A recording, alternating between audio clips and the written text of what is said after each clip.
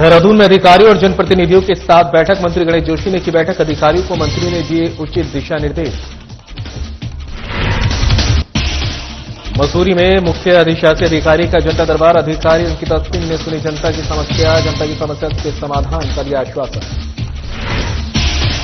छावनी परिषद मसूरी की तरफ से सफाई अभियान में बॉलीवुड अभिनेता विक्टर बनर्जी हुई शामिल। स्वच्छता के प्रति पर्यटकों को किया जागरूक। द्वाराटा में पौराणिक बागवाली मेला का शुभारंभ। विधायक मदन सिंह बिष्ट ने किया मेले का उद्घाटन। मेले को बताया देवभूमि की गौरवशाली परंपरा।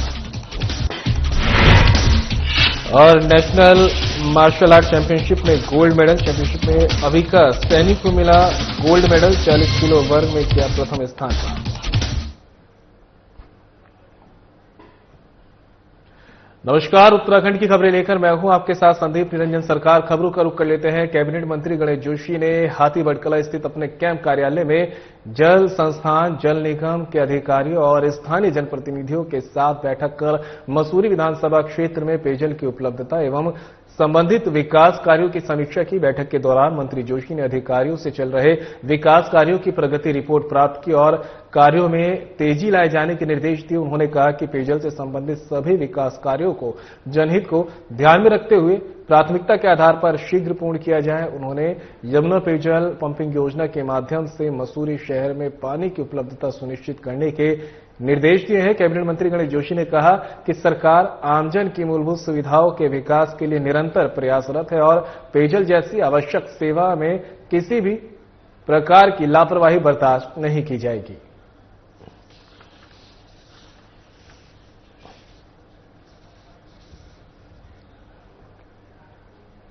सांसद खेल महोत्सव के तहत देहरादून जिले में आयोजित होने वाले विभिन्न स्तरीय खेलों के संबंध में राज्यसभा सांसद नरेश बंसल ने बताया कि प्रधानमंत्री नरेंद्र मोदी ने सभी सांसदों से खेल महोत्सव आयोजित कराने की बात कही थी, जिसकी रजिस्ट्रेशन प्रक्रिया चल रही है। खेल महोत्सव के तहत देहरादून जिले में ब्लॉक स्तर से लेकर जिला स्तर तक विभिन्न खेल प्रतियोगिताओं का आयोजन किया जाएगा। महोत्सव में हिस्सा लेने के लिए खिलाड़ियों के रजिस्ट्रेशन की प्रक्रिया इस समय जोर शोर से चल रही है। सांसद डॉक्टर बंसल ने जिले के सभी युवा खिलाड़ियों से अपील की है कि वे बड़ी संख्या में रजिस्ट्रेशन कराकर इस महोत्सव का हिस्सा बने और खेल भावना का प्रदर्शन करें। उन्होंने कहा कि ये आयोजन जिले में खेल संस्कृति को मजबूत करने में सहायक होगा।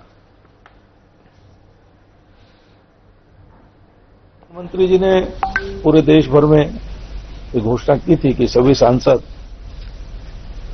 21 सितंबर से 25 दिसंबर तक सांसद खेल प्रतियोगिताएं कराएं।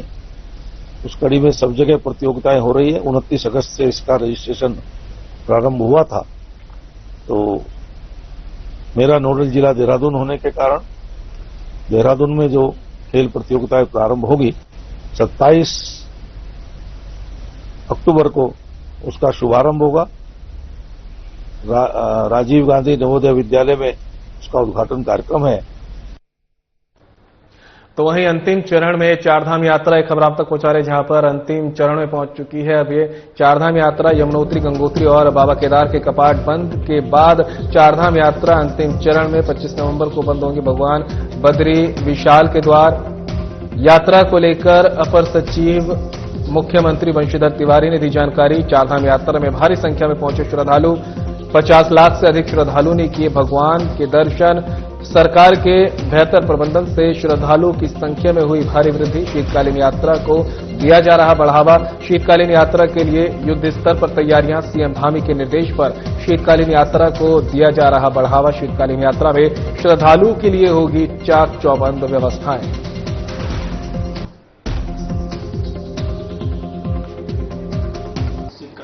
देखिए, इस बार की जो यात्रा रही, अगर आप ओवरऑल वैसे देखें तो लगभग 50 लाख का आंकड़ा तक श्रद्धालु यहां पहुंचे हैं।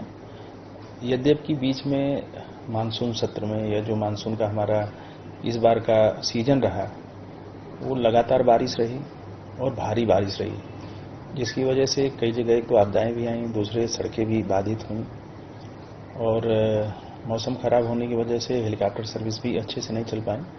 तो बीच में यात्रा बाधित रही, तथापि यात्रा की शुरुआत में व्यवस्था अच्छी की गई थी और बारिश खत्म होने के बाद भी जो सड़कें थी उनका मरम्मत करने का, पुलों को मरम्मत करने का, उनको बनाने का काम तेजी से किया गया तो प्रथम चरण में और द्वितीय चरण में यात्री अच्छे आए और 50 लाख का आंकड़ा पहुंचा। चूंकि अब सड़कें ठीक हो गई हैं और जो भी पैच वर्क करने हैं या जो रिपेयरिंग करनी है उसका काम भी चल रहा है।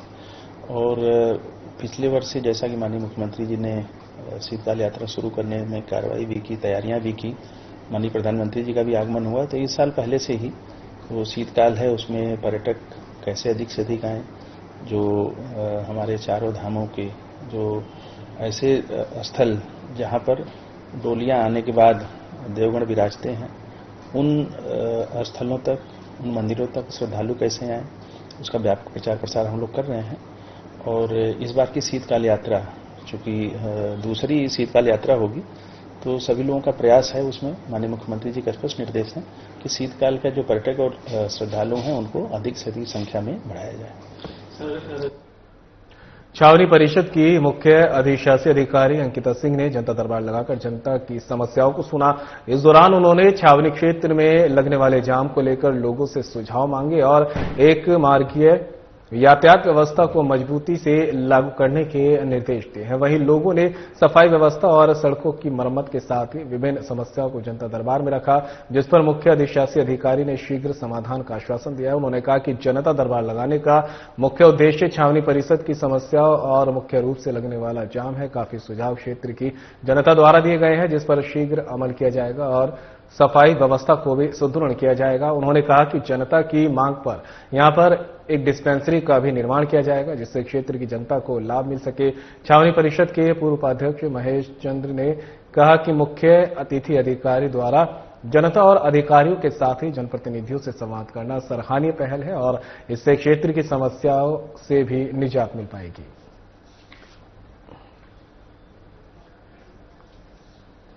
मैम की जो सोच है बड़ी सराहनीय सोच है कि उन्होंने विगत कई वर्षों से आप देखिए जब से छावनी परिषद में चुनाव नहीं हुए तब से एक जो जनता और ऑफिस के बीच का जो तालमेल होता है वो जनप्रतिनिधियों के माध्यम से होता है, वो कहीं ना कहीं कटा हुआ था। उन्होंने एक जनता दरबार जो लगाया और जनता की जो समस्या सुनी, तो उसकी बहुत सराहनीय पहल है। पर कहीं पे ना कहीं पे अक्सर देखा जाता है कि जो हमारे जनता के बीच में से कुछ चुनिंदा ऐसे नेता होते हैं जो पर्सनली मुद्दों को लेकर या व्यक्तिगत किसी को टारगेट करने के लिए रहते हैं, झूठी शिकायतें करते हैं। तो मैं चाहता हूं जनता को इस तरह का भी नहीं करना चाहिए। उनकी जो जेन्युइन समस्या, जिसकी कॉमन मैन की जो कॉमन समस्या है, उसका निस्तारण यहाँ से होना चाहिए। वरना आप जिस तरह से देख रहे हैं कि आप लगातार देख रहे हैं कि यहाँ पे जितने भी सवाल थे वो ट्रैफिक या सफाई को लेके थे। मैं नहीं समझता कि छावनी परिषद की जैसी सफाई कहीं और होगी। यहाँ पे बहुत अच्छी सफाई होती है। ट्रैफिक को भी, अब आप ट्रैफिक को कैसे मैनेज, एक्चुअली मेन मुद्दा यहाँ पे ट्रैफिक का है। लैंडौर में जो एक मुद्दा बार बार उठकर आ रहा है, जो सभी लोग बोल रहे हैं, वो है ट्रैफिक का मुद्दा। तो हम उस पर लगातार कार्यवाही कर रहे हैं। हमने ट्रैफिक को कम करने की अपनी तरफ से तो प्रयास किया है। लोगों ने कुछ नए सजेशंस दिए हैं कि आप टैक्सी हम ट्राई करें। ट्रैफिक के कुछ सजेशन दिए हैं कि हम वन वे कर सकते हैं। तो हम इन सब सजेशन को ट्रायल बेसिस पे इम्प्लीमेंट करेंगे। आज जो भी जनता से हमें सजेशंस मिले हैं, तो 2-3 जो सजेशन मिले हैं उनको ट्रायल बेसिस पे रन किया जाएगा। उनकी सफलता को देखते हुए फिर फाइनल डिसीजन लिया जाएगा कि क्या करना है, बोर्ड में रख के। लोगों ने ये राय दी थी, हमारा पहले से ही ये इरादा था और हमने कार्रवाई शुरू कर दी थी। हम एक ओल्ड एज रिक्रिएशनल सेंटर शुरू करने वाले हैं। 15-20 दिन के अंदर वो ओल्ड एज रिक्रिएशनल सेंटर शुरू हो जाएगा। उसमें उन लोगों ने ये सुझाव दिया कि मैम हम लोगों के कॉन्टैक्ट्स हैं, हम इसमें एक जन औषधि केंद्र शुरू करना चाहते हैं, तो आप उसकी परमिशन दे दें। तो हम वहां पे एक डिस्पेंसरी और एक जन औषधि केंद्र कंबाइन करके वहां पे शुरू करने वाले हैं, ताकि इंदौर की जनता को दिक्कत ना हो और आसपास ही कुछ उन्हें सॉल्यूशन मिल जाए अपनी समस्याओं का। जहां एक तरफ सरकारी महकमे स्वच्छता और गौ संरक्षण की बातें करते हैं, वहीं हरिद्वार के रोशनाबाद क्षेत्र में इसकी हकीकत बिल्कुल उलट है। कभी बरसाती पानी की निकासी का मुख्य रास्ता नहीं रही नदी, अब नगरपालिका और पंचायतों की लापरवाही के चलते कूड़े के विशाल डंपिंग जोन में बदल चुकी है। स्थानीय प्रशासन की अनदेखी ने नदी के किनारे जहरीले प्लास्टिक और पॉलिथीन के ढेर लगा दिए हैं, जिससे वातावरण दूषित हो रहा है और गोवंश इन जहरीले ढेरों को खाने को मजबूर है। नदी के किनारे पर चारों तरफ फैला कूड़ा स्थानीय लोगों के लिए गंभीर चिंता का विषय बन चुका है। क्षेत्रवासियों ने बार बार इसकी शिकायत की है, लेकिन सरकारी अधिकारी और जनप्रतिनिधि इस गंभीर हालात पर चुप्पी साधे हुए हैं। लोगों का सवाल है कि गौ संरक्षण की बड़ी बड़ी बातें करने वाले अधिकारी इस बेबस गोवंश की स्थिति पर चुप क्यों हैं। स्थानीय लोगों का कहना है कि जब कूड़ा निस्तारण के लिए पैसे वसूले जा रहे हैं, तो कचरे को डंपिंग ग्राउंड की बजाय नदी के किनारे क्यों फेंका जा रहा है। जिस नदी के बिल्कुल पास राजकीय पॉलिटेक्निक संस्थान हरिद्वार स्थित है, वहां स्थित सबसे ज्यादा विकट है। रोजाना सैकड़ों छात्र छात्रा दुर्गंध और गंदगी के बीच पढ़ने को मजबूर हैं। संस्थान की प्रधानाचार्य किरण फरतवाल ने कहा कि इस गंदगी और दुर्गंध के कारण बच्चों की पढ़ाई घुटन बन गई है। प्रधानाचार्य ने कई बार संबंधित विभागों को पत्र लिखकर स्थिति से अवगत कराया है, लेकिन इसके बावजूद जमीनी हकीकत जस से तस बनी हुई है। मामले की गंभीरता को देखते हुए क्षेत्रवासी अब जिला प्रशासन से त्वरित कार्रवाई की मांग कर रहे हैं। इस संबंध में जिलाधिकारी मयूर दीक्षित की ओर से क्या कदम उठाए जाते हैं, ये देखने वाली बात होगी। बहुत गंभीर है क्योंकि ये छात्र छात्राओं के स्वास्थ्य से जुड़ा हुआ है। यहाँ पे हमारे यहाँ 300 से अधिक छात्र छात्राएं हैं जो अध्ययनरत हैं और उनके स्वास्थ्य के साथ तो ये खिलवाड़ है ही, लेकिन जो लोग यहाँ पर स्टाफ भी है, लगातार यहाँ पर हम निरंतर कार्यरत हैं, तो उनके स्वास्थ्य के साथ भी ये बहुत ही चिंता का विषय है। हमने कई जगह नगर पालिका, शिवालिक नगर और ये जो सिडकुल प्रबंधन है, और इस बार हमने जिलाधिकारी महोदय के साथ भी वार्ता की थी और उन्होंने हमें आश्वासन भी दिया था और उसके बाद उन्होंने कार्यवाही भी की। उन्होंने सिडकुल प्रबंधन और नगर पालिका शिवालिक नगर की मीटिंग लेते हुए एक अन्य स्थान इनको अलॉट किया था कि जो वो कूड़ा यहाँ न डाल करके वहां डालें। ये मैटर मेरी नॉलेज में लाया गया था। अभी हमने हाल ही में शिवालिक नगर पालिका की बैठक भी करी थी और उसमें ईओ को तत्काल डायरेक्शन दिए गए कि वो अपनी जो भी ट्रेंचिंग ग्राउंड है या फिर उनका जो भी वेस्ट साइट है उसका डेवलपमेंट के लिए कार्रवाई करें और जो टेम्परेरी बेसिस पे वो इधर उधर कचरा डाल रहे हैं उसको वहां से रिमूव करें। साथ ही वहां पे जो पॉलिटेक्निक कॉलेज के जो बच्चों को परेशानी थी उस क्रम में भी उनको डायरेक्शन दिए गए। शीघ्र इस पर हम लोग कार्रवाई करेंगे। छावनी परिषद मसूरी द्वारा क्षेत्र में सफाई अभियान चलाया गया, जिसमें पर्यटकों को भी जागरूक किया गया है। वहीं बॉलीवुड अभिनेता विक्टर बनर्जी ने भी स्वच्छता अभियान में भाग लिया और लोगों से क्षेत्र को स्वच्छ रखने की अपील की। पर्यटकों से भी अपील की गई है कि पहाड़ी क्षेत्रों में कूड़ा करकट आदि न डालें और पर्यावरण को स्वच्छ रखने में अपना योगदान दें। फिल्म अभिनेता विक्टर बनर्जी ने कहा कि वे 44 वर्षों से छावनी क्षेत्र में रह रहे हैं, लेकिन पर्यटकों के अधिक संख्या में पहुंचने पर यहां पर गंदगी होने लगी है। उन्होंने कहा कि स्वच्छता अभियान अपने घर से शुरू करें। मुख्य अधिशासी अधिकारी छावनी परिषद अंकिता सिंह ने कहा कि पर्यटकों द्वारा नाले खालों में कूड़ा फेंक दिया जाता है, जिससे पर्यावरण को नुकसान होता है। उन्होंने कहा कि आज पर्यटकों से भी अपील की गई है कि कूड़ा नियत स्थान पर ही डालें।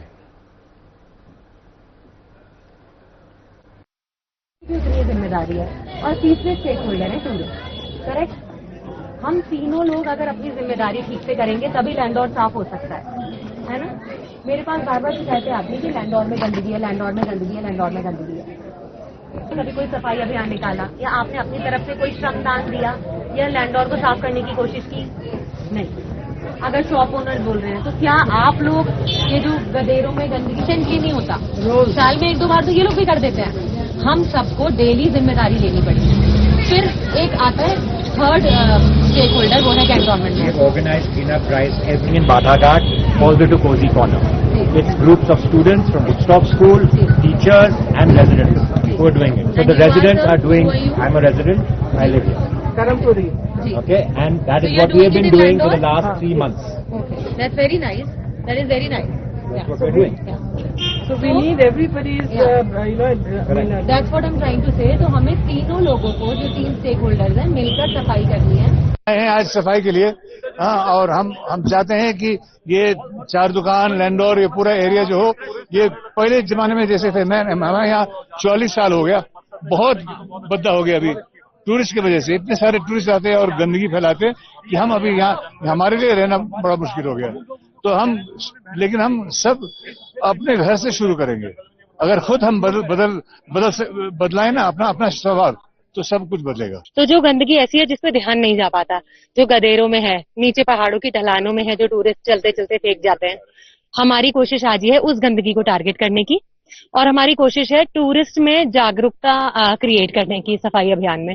अगर टूरिस्ट जागरूक होंगे तो वो रेजिडेंट्स की अपने आप मदद करेंगे। बार में हम जनता से बाकी समस्याओं को सुनना चाहते हैं। सफाई के ऊपर हमने कार्रवाई कर ली। तो वहीं रजत जयंती के रूप में मनाया जाएगा राज्य स्थापना दिवस। की खबर आप तक पहुंचा रहे, जहां पर रजत जयंती के रूप में राज्य स्थापना दिवस मनाया जाएगा।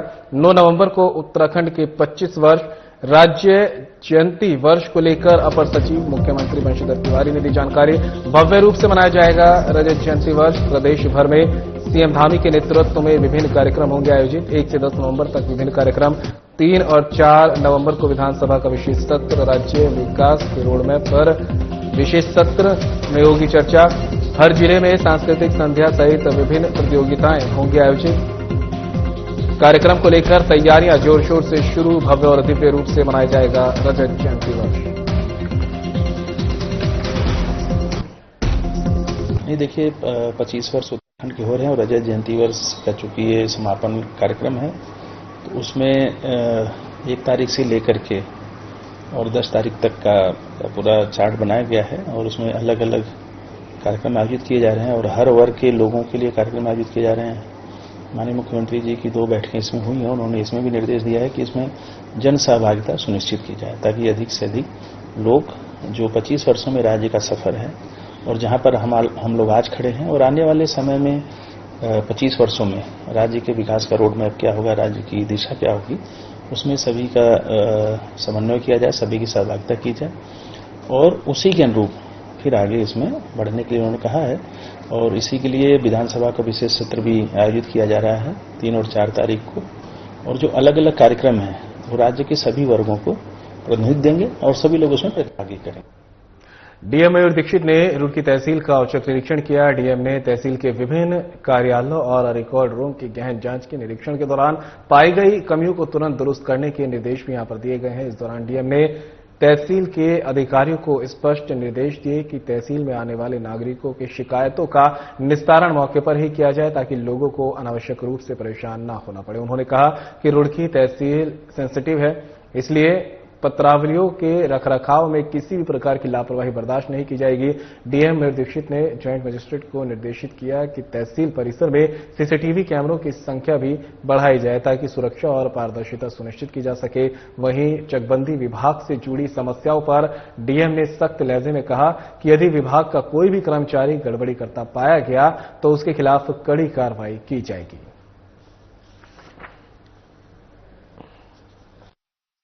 किया गया और इसमें जो उप जिलाधिकारी के कोर्ट हैं, तहसील के कोर्ट हैं, हमारे जो रिकॉर्ड रूम्स हैं, उन सबका निरीक्षण किया गया है। जहां जो कमियां हैं उसको और ठीक करने को बताया गया है। ये भी कहा गया है कि जितने भी यहाँ पे लोग आते हैं अपनी शिकायत लेकर, उनका निस्तारण मौके पर ही किया जाए ताकि लोगों को पुनः न आना पड़े। और पत्रावलियों का रखरखाव, यहाँ पर डॉक्यूमेंटेशन आदि को बेहतर करने के लिए कहा गया है। साथ ही क्योंकि सेंसिटिव तहसील है, यहाँ पर सीसीटीवी कैमरे बढ़ाने के लिए भी ज्वाइंट मजिस्ट्रेट साहब को डायरेक्शन दिए गए। अभी हमने चकबंदी विभाग को भी कभी उनको हमने डायरेक्शन दिया है कि अपने जो भी गांव कंप्लीट हो सकते हैं उसको तत्काल कंप्लीट करें और भी जो कर्मचारी या उनकी टीम मेंबर कोई भी अगर गड़बड़ करेंगे या फिर सही काम नहीं करेंगे, जैसी शिकायत हमको कुछ मिली, हम उसकी जांच भी करा रहे हैं, तो उसमें सख्त कार्रवाई करें। अल्मोड़ा जिले के विकासखंड द्वाराहाट के अंतर्गत स्थित बगवाली पोखर में वर्षों से चली आ रही परंपरा के तहत पौराणिक बगवाली मेला का शुभारंभ हो गया। मेले का उद्घाटन विधायक मदन सिंह बिष्ट ने किया। द्वाराहाट विकासखंड के बगवाली पोखर क्षेत्र में वर्षों से चली आ रही पारंपरिक रीति रिवाजों के अनुसार पौराणिक बगवाई कौतिक का भव्य आगाज हो गया है। यह मेला क्षेत्र की समृद्ध लोक संस्कृति और परंपराओं का प्रतीक है। विधायक मदन सिंह बिष्ट ने विधिवत रूप से दीप प्रज्वलन कर मेले का उद्घाटन किया। इस अवसर पर उन्होंने कहा कि ये मेले केवल मनोरंजन के साधन नहीं है, बल्कि ये हमारी देवभूमि की गौरवशाली परंपराओं और सामाजिक एकता को मजबूत करने का माध्यम है। उन्होंने अपील की है कि युवा पीढ़ी अपनी जड़ों और सांस्कृतिक विरासत को सहेजने में आगे आए। मेले के शुभारंभ के साथ ही बगवाली पोखर का वातावरण ढोल, दमाऊ और हुड़की की पारंपरिक थाप से गूंज उठा और ये 3 दिवसीय कौतिक क्षेत्र की आर्थिक और सांस्कृतिक गतिविधियों को नया जीवन देगा।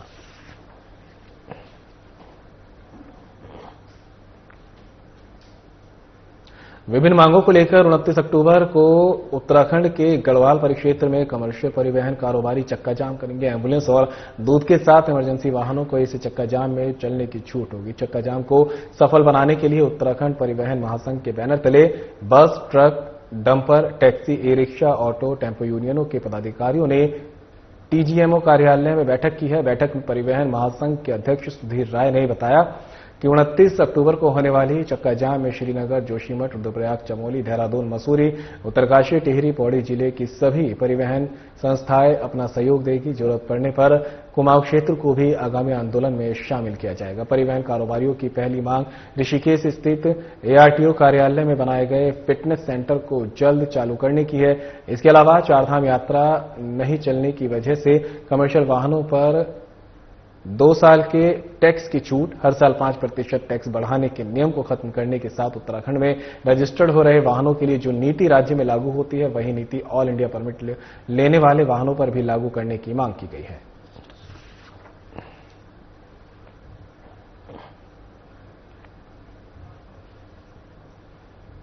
पौड़ी के मोहनचट्टी स्थित जंपिंग हाइट्स के पास एक दर्दनाक सड़क हादसा हो गया। जेसीबी मशीन अनियंत्रित होकर 150 मीटर गहरी खाई में गिर गई, जिसमें जेसीबी चालक की मौके पर ही मौत हो गई।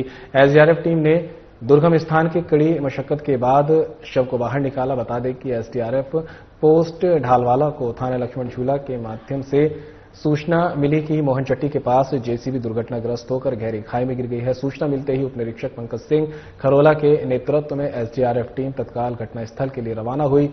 एसडीआरएफ टीम ने वैकल्पिक मार्ग से नदी तक पहुंच बनाई और दुर्गम रास्तों से होते हुए दुर्घटनाग्रस्त जेसीबी तक पहुंची। सर्च ऑपरेशन के दौरान टीम को जेसीबी चालक कुछ दूरी पर मृत अवस्था में मिला। एसडीआरएफ जवानों ने रस्सी और स्ट्रेचर की मदद से मृतक के शव को दुर्गम खाई से निकाला और कड़ी मशक्कत के बाद सड़क मार्ग तक पहुंचाया। शव को जिला पुलिस के सुपुर्द कर दिया गया है, जिसे एम्बुलेंस के माध्यम से एम्स ऋषिकेश भेजा गया है। मृतक की पहचान सुबोध निवासी गुमानीवाला के रूप में हुई है।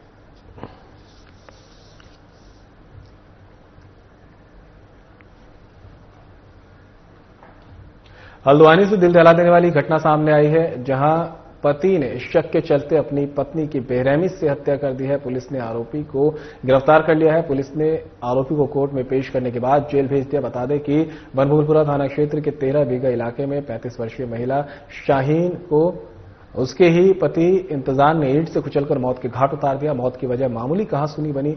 इंतजार को लंबे समय से अपनी पत्नी शाहीन के चरित्र पर शक था। इसी बात को लेकर दोनों के बीच आए दिन झगड़ा होता रहता था। विवाद इतना बढ़ गया कि इंतजार ने घर के बाहर रखी भारी ईंट उठाकर पत्नी के सिर पर ताबड़तोड़ वार कर दिए। जब तक लोग पहुंचते शाहीन लहूलुहान होकर जमीन पर गिर चुकी थी। सूचना मिलते ही बनभूलपुरा पुलिस और फॉरेंसिक टीम मौके पर पहुंची। घायल शाहीन को तत्काल डॉक्टर सुशीला तिवारी अस्पताल ले जाया गया, लेकिन हालत गंभीर होने पर उसे एक निजी अस्पताल रेफर किया गया, जहां इलाज के दौरान उसने दम तोड़ दिया। एसपी सिटी प्रकाश चंद ने बताया कि आरोपी को मौके से गिरफ्तार कर लिया गया है और मामले में हत्या का मुकदमा दर्ज कर शव को पोस्टमार्टम के लिए भेज दिया गया है।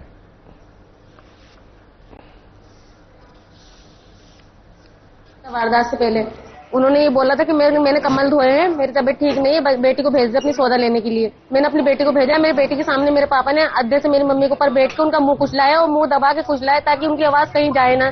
मेरी बच्ची को भी डरा दिया था कि किसी से कहना मत। जब मैं घर में गई हूँ अपनी मम्मी को मैंने देखा तो मेरी मम्मी खून में लथपथ पड़ी हुई थी। वो सांसें खून की कुल्ली छोड़ रही थी। बराबर लड़ाई झगड़ा होते रहते थे। इनके चक्कर में मेरा भैया भी खत्म हुआ है कुल पे से गिर के। सर हमारी सास का फोन आता है हमारे पास 12 बजे सास का फोन आता है हमारी। उनकी लड़की के पास बोलती हैं वो कि अपनी बेटी को भेज दो, मेरी तबीयत खराब हो रही है, मुझे उनके नाना की दुकान से खर्चे के लिए पैसे मंगवाने हैं। हमारी बेटी जाती है तो 5 मिनट के बाद वहां से फोन ये आता है कि अम्मी घर पे आ जाओ, नाना ने जो है नानी को बहुत मारा है और घर में खून ही खून हो रहा है। और उसमें घर पहुंच के गए तो सीधे हम सुशीला तिवारी लेकर आए। सुशीला तिवारी से सीधे नीलकंठ लेकर आए। नेशनल मार्शल आर्ट चैंपियनशिप में गोल्ड मेडल जीतकर आई अविका सैनी को समाजसेवी ने फूलमालाओं और पटका पहनाकर सम्मानित किया है। बता दें, दिल्ली के तालकटोरा स्टेडियम में आयोजित नेशनल मार्शल आर्ट चैंपियनशिप में गोल्ड मेडल जीतकर आई अविका सैनी के घर पर बधाई और शुभकामनाएं देने वालों का तांता लगातार लग रहा है। बीजेपी नेता रवि सैनी ने बताया कि online art course gold medal विजेताओं में अविका सैनी ने 40 किलो वर्ग में फरीदाबाद के खिलाड़ी को परास्त कर प्रथम स्थान प्राप्त किया है। अविका सैनी ने राष्ट्रीय राजधानी दिल्ली में आयोजित हो रहे राष्ट्रीय मार्शल आर्ट खेल प्रतियोगिता में अपनी प्रतिस्पर्धी दिल्ली राज्य की खिलाड़ी को तीनों राउंड में मात देते हुए गोल्ड मेडल जीतकर अपने परिवार, समाज, प्रदेश और अपनी ग्राम पंचायत धनौरी हरिद्वार का नाम रोशन किया है।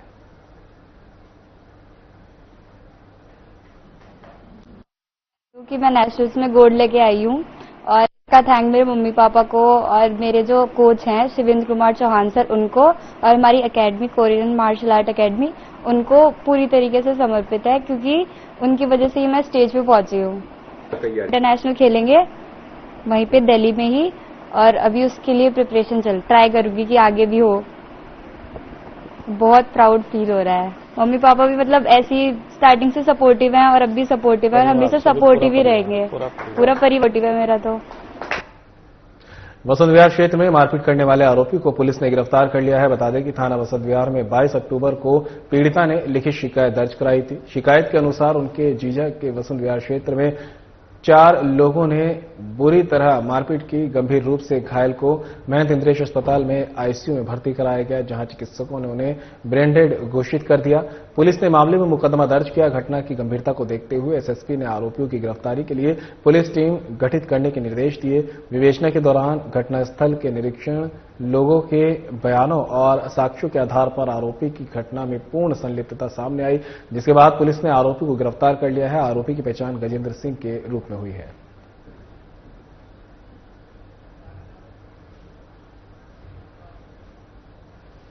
और फिलहाल बुलेटिन में मेरे साथ इतना ही। दीजिए इजाजत। नमस्कार।